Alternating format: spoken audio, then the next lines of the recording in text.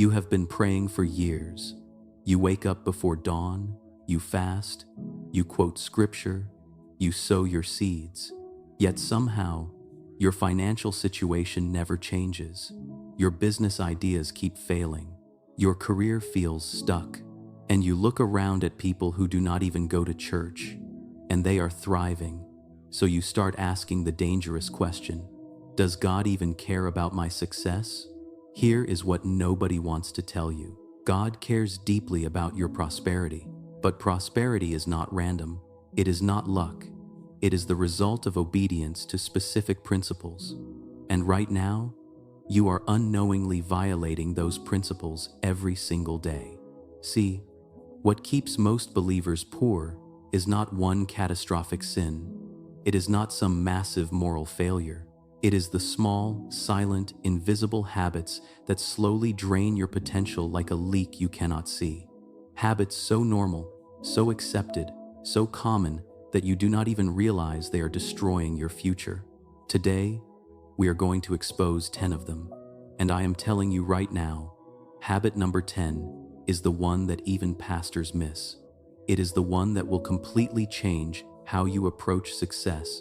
So if you have ever wondered why you work hard but stay broke, why you have faith but see no fruit, why you are gifted but go nowhere, this video will answer every question. Let us dive in. But before we get into these 10 game-changing habits, I need you to do something. If biblical wisdom on wealth, success, and living a life that truly honors God matters to you, hit that subscribe button right now and turn on notifications. We drop content like this every single week that will transform how you think about money and success. Now, let us expose these 10 silent killers. Habit number 1, the trap of improvisation. Most people think that faith and planning are opposites. They believe that if you plan too much, you are not trusting God.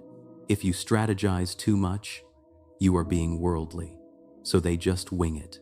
They pray and hope things work out. But that is not faith. That is presumption. And presumption always leads to poverty. Proverbs 21 verse 5 says, "The plans of the diligent lead to profit as surely as haste leads to poverty." Notice that word, plans.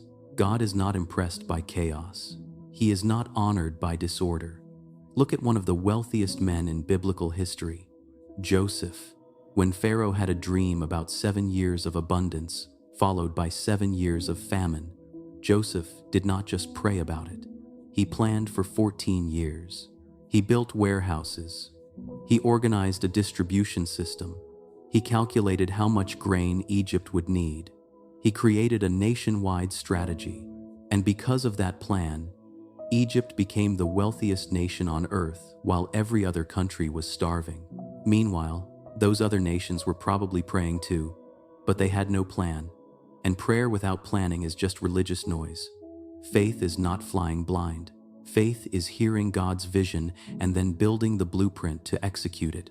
If you are always improvising, always reacting, always figuring it out as you go, you are violating a core principle of prosperity. So ask yourself right now, do you have a financial plan for the next 5 years? Do you have a written strategy for your business? Do you know exactly where you want to be and how you are going to get there? Or are you just hoping it all works out? Because hope is not a strategy. And if you do not have a destination, any road will take you there. Most of those roads lead to regret. Habit number 2, the microwave mentality. We live in the most impatient generation in human history. We want instant results, instant wealth, instant success. We see someone blow up on social media and think that is how it works for everyone. But wealth that lasts is never built overnight. Proverbs 13 verse 11 says, "Wealth gained hastily will dwindle, but whoever gathers little by little will increase." The key phrase is little by little, not all at once, not in 6 months, not because you found some secret hack. Real wealth is built through consistency, discipline, and patience over years. But most people quit the second it gets hard. They start a business, and expect millions in the first year. When it does not happen, they say the business model is broken. They start investing and panic when the market dips. They learn a new skill for 3 weeks and quit because they are not an expert yet. That is poverty thinking. That is the microwave mentality. You want everything cooked in 2 minutes. But generational wealth is built in a crockpot. Slow, steady, consistent. Think about King Solomon. He did not become the wisest and wealthiest king in one day. He spent years learning from his father David. He studied, he observed, he built wisdom little by little, and by the time he took the throne, he was ready. Meanwhile, there are people who inherit millions and lose it all in 5 years. Why? Because they never developed the discipline to manage wealth slowly. If you cannot delay gratification, you will never experience lasting abundance. Period. Habit number 3. The pride of ignorance. Here is one sentence that will keep you poor for life. I already know enough. The moment you stop learning, you stop earning. The moment you think you have it all figured out, you become unteachable. And when you become unteachable, you become useless. Proverbs 15 verse 32 says, "Whoever ignores instruction despises himself, but he who listens to reproof gains intelligence." That means refusing to learn is self-destruction. You cannot out-earn your level of knowledge. If you want to make more money, you have to become more valuable.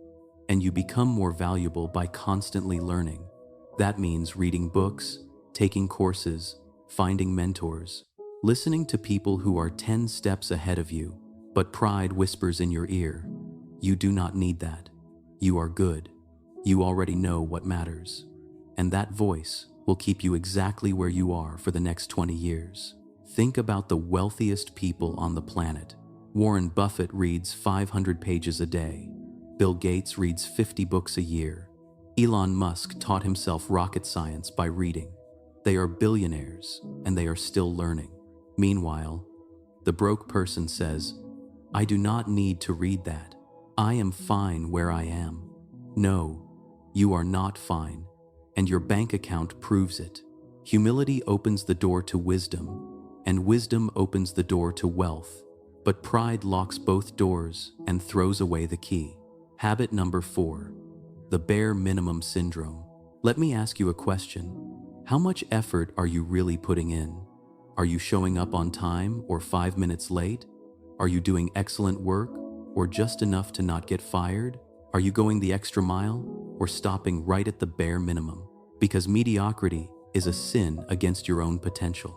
Colossians 3 verse 23 says, "Whatever you do, work at it with all your heart, as working for the Lord, not for human masters." That means your work is worship. When you show up late, do sloppy work, take long breaks, and give half effort, you are not just disrespecting your employer, you are disrespecting God. Excellence is how you honor God in the marketplace. And here is the secret most people miss. Excellence opens doors that talent cannot. Think about it. There are 2 employees in the same office. One does exactly what is asked and leaves at 5 o'clock sharp. The other stays late to finish projects, volunteers for difficult assignments, and delivers work that exceeds expectations. 6 months later, one gets promoted. The other wonders why they got passed over. That is the difference between bare minimum and excellence. You might not be the smartest person in the room. You might not have the best resume. But if you are the most excellent, you will be the most successful. People notice excellence. Bosses promote excellence. Clients pay for excellence. But if you are doing just enough to get by, do not be shocked when you get just enough to survive. Excellence is not about working harder. It is about working with intention. And when you bring excellence to everything you do, opportunities chase you instead of you chasing opportunities. Habit number 5, the stewardship failure. This one will convict a lot of people. You are praying for a financial breakthrough. You are believing God for $1 million, but you cannot even manage the 1,000 you have. Luke 16 verse 10 says, Whoever can be trusted with very little can also be trusted with much, and whoever is dishonest with very little will also be dishonest with much. God will not give you more until you prove you can handle what you already have. That is stewardship. Money does not change who you are. It reveals who you are. It amplifies your character. If you are irresponsible with a little, you will be irresponsible with a lot. If you are generous with a little, you will be generous with a lot. I know someone who constantly complained about not having enough money, but when I looked at their spending, they had 3 streaming services they never used, a gym membership they had not touched in months, and they were eating out 5 times a week. They were not broke. They were irresponsible. So before you ask God for more, ask yourself these questions. Do I have a budget? Do I know where every dollar goes? Am I paying my bills on time? Am I saving at least 10%? Am I giving? Or am I just spending everything that comes in and praying for more? Because if you cannot steward a paycheck, you are not ready for a business. If you cannot manage a credit card, you are not ready to manage investments. God tests you with small things before He trusts you with big things. And if you keep failing the small tests, you are never getting to the big blessings. Fix your stewardship, and you will unlock your breakthrough. Habit number 6, the fool's broadcast. Proverbs 17 verse 27 says, "Whoever restrains his words has knowledge, and he who has a cool spirit is a man of understanding." Translation: wise people talk less and listen more, but broke people love to talk. They announce every idea before they execute it. They post every plan on social media before they start. They tell everyone what they are about to do, and then 6 months later, nothing happened. You know why? Because talking releases the energy you need to execute. Every time you broadcast your plans, you get a little hit of dopamine. People say, "Wow, that is amazing. That sounds great." And your brain thinks you already did it, so you never actually do it. Meanwhile, successful people move in silence. They work quietly. They build in private. They only announce after it is done. Poverty talks about what it is going to do. Wealth does it first, then talks. Think about Jesus. He often told people, "Do not tell anyone about this miracle." Why? Because premature exposure kills momentum. So stop posting your business idea before you launch. Stop telling everyone your next move. Move in silence. Let your results do the talking. Habit number 7, the poverty echo chamber. Proverbs 13 verse 20 says, "Walk with the wise and become wise, for a companion of fools suffers harm." Show me your 5 closest friends, and I will show you your future. You cannot surround yourself with broke, negative, excuse-making people and expect to become successful. You will become the average of the people you spend the most time with.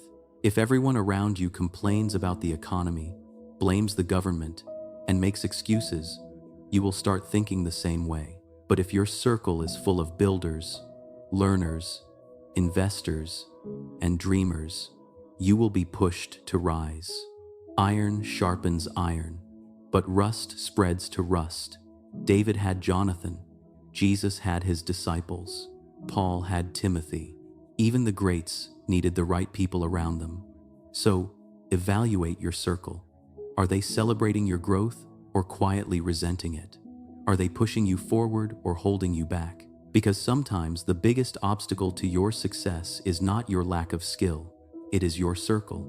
And until you are willing to upgrade your relationships, your life will never upgrade. Habit number 8, the scarcity grip. This one is controversial, but it is biblical truth. If you are stingy, you are going to stay broke. 2 Corinthians 9 verse 6 says, "Whoever sows sparingly will also reap sparingly, and whoever sows generously will also reap generously." Generosity is not just a nice gesture. It is a spiritual law. When you hoard, you block the flow. When you give, you open the windows of heaven. Now, I am not talking about manipulative giving. I am not talking about giving to try to force God's hand. I am talking about a heart posture. Stingy people operate from fear. They think there is not enough. They think if they give, they will lose. But generous people operate from faith. They know God is their source. They know you cannot outgive God. Look at the widow who gave her last 2 coins. Jesus said she gave more than everyone else because she gave from her need, not her surplus. And God honored that. Meanwhile, the rich people gave from their abundance and got nothing. Why? Because their hearts were closed. Generosity is not about the amount. It is about the attitude. You have to give to receive. You have to sow to reap. And if you are gripping your money with a tight fist, God cannot put more in your hand. Loosen your grip and watch what God does. Habit number 9, the emotional spender. Proverbs 29 verse 11 says, "A fool gives full vent to his anger, but a wise person quietly holds it back." That applies to spending too. If you make financial decisions based on how you feel, you are broke by design. Bad day at work? You buy something to feel better. Feeling stressed? Online shopping therapy. Feeling happy? Celebrate with an expensive dinner you cannot afford. That is emotional spending, and it is a trap. Wealthy people make financial decisions based on logic and strategy. Poor people make decisions based on emotions, and emotions change every hour. That is why you have a closet full of clothes with tags still on them. That is why you have subscriptions you forgot about. That is why your credit card is maxed out. You spent to feel good in the moment, but now you feel worse because you are in debt. Here is what you need to do. Create a rule. Every non-essential purchase over $50 requires a 24-hour waiting period. If you still want it tomorrow, buy it. Most of the time, you will forget about it. That is proof you did not need it. Master your emotions, or your emotions will master your money. Habit number 10, the self-reliance idol. This is the biggest one. Proverbs 3 verses 5 and 6 say, "Trust in the Lord with all your heart, and lean not on your own understanding. In all your ways submit to him, and he will make your paths straight." Most believers plan first and pray later. They make the decision, then ask God to bless it. That is backwards. True success starts with asking God for direction before you take the first step. You can have the best plan in the world. You can work harder than everyone. But if God is not in it, it will crumble. When God is not directing you, you are on your own, and you were never designed to succeed alone. The wealthiest believers in history asked God first, "Lord, where do you want me to go? What do you want me to build? What door should I walk through?" And then they obeyed. That is the secret. Not self-reliance, but God-reliance. Before your next business decision, career move, or investment, stop and ask God. His direction is worth more than 1,000 strategies. So there they are, 10 silent habits stealing your success. Prosperity is not luck. It is obedience to God's principles. Pick one habit today, just one, and break it, not tomorrow, today. Because small changes create massive results, and the life you want is on the other side of the habits you are willing to change. If this video helped you, subscribe so you do not miss the next one, and watch our next video on biblical money principles that will completely shift your financial mindset. Stay blessed, stay wise, and stay obedient.